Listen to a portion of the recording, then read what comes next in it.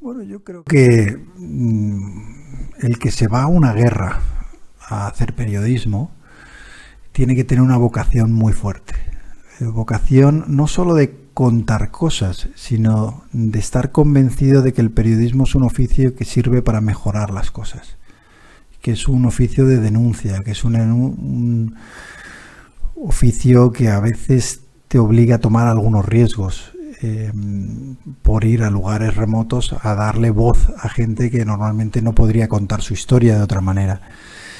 Y si te lo crees, y yo me lo he creído en todos estos años en los que lo he ejercido, pues lo haces asumiendo que hay unos riesgos. De hecho, en los años que yo he sido reportero de guerra, pues he visto a compañeros caer, compañeros que no volvieron a casa. Que yo cuento esa anécdota de que vuelves de Afganistán, por ejemplo, un país que yo cubrí, has estado allí varias semanas viviendo aquella realidad, te coges un avión por la mañana y por la tarde estás en una ciudad moderna, en una realidad completamente diferente, te cruzas con tu vecino y te habla del coche que se va a comprar y te pregunta, no sé si tú qué crees, azul metalizado o gris.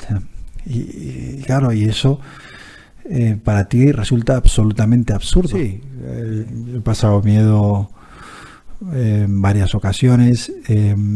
Yo creo que no pasar miedo cuando vas a cubrir una guerra es estúpido, ¿no? Te acaba haciendo pues tomar decisiones que son peligrosas para ti y a veces para otros.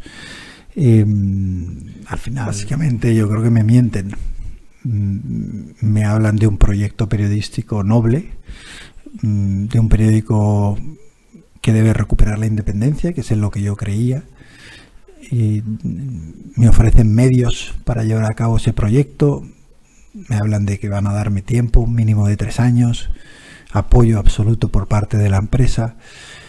Y para mí, que había empezado como becario en El Mundo y que tenía un vínculo emocional con el periódico, pues se convierte en un proyecto ilusionante en un momento en el que el diario está viviendo una gran crisis, donde han pasado 2 EREs. Creo que una de las cosas que más ha interesado del director a gente que no tiene nada que ver con el periodismo es precisamente la manera tan brutal y descarnada en la que se describe cómo es una redacción de un gran periódico de verdad, no como te la cuenta en Hollywood, no en The Post o sí, Spotlight, no, de verdad cómo es, cómo son las intrigas, las rivalidades, cómo se viven los triunfos y las derrotas, esos egos enormes de los que tú hablas, que se pavonean por la redacción.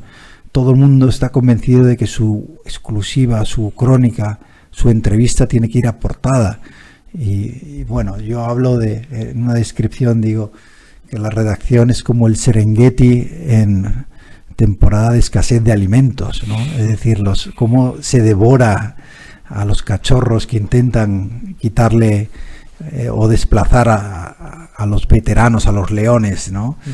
Y todo eso es un mundo que da muchísimo juego y no es un mundo en el que yo me sienta cómodo, porque no es mi mundo. Y yo pensaba que eso era bueno, es decir, traer a alguien que no es del establishment para contar de verdad y de manera independiente cómo funciona el poder, cuáles son los abusos del poder, es decir, alguien que está fuera del sistema. Pero y que, aunque tienes una relación cordial con los políticos, no entregas la línea editorial a los intereses de ningún partido.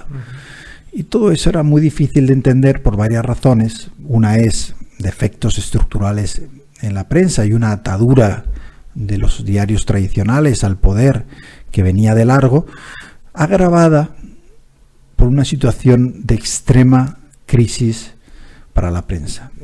Porque una de las cosas más importantes, y además ese enfrentamiento se produce muy pronto, porque yo estaba convencido de que si una cosa tenía que quedar clara, era que yo era el director del periódico, que ni los dueños de la empresa, ni los políticos, ni los capos del IEX me iban a hacer a mí el periódico, que mencionabas antes, ¿no? No es fácil manejar los egos de una redacción. muchas cosas. Lo que pasa es que uno no puede volver atrás, ¿no? Y se tiene que quedar con también las cosas buenas que se hicieron, ¿no? Y se hicieron muchas, creo. Y me da pena que no se hubiera dado oportunidad a ese proyecto, que no hubieran dicho, vamos a esperar a que esto marche, ¿no? Vamos a ver si realmente esa visión que él tiene es la salida o no. Porque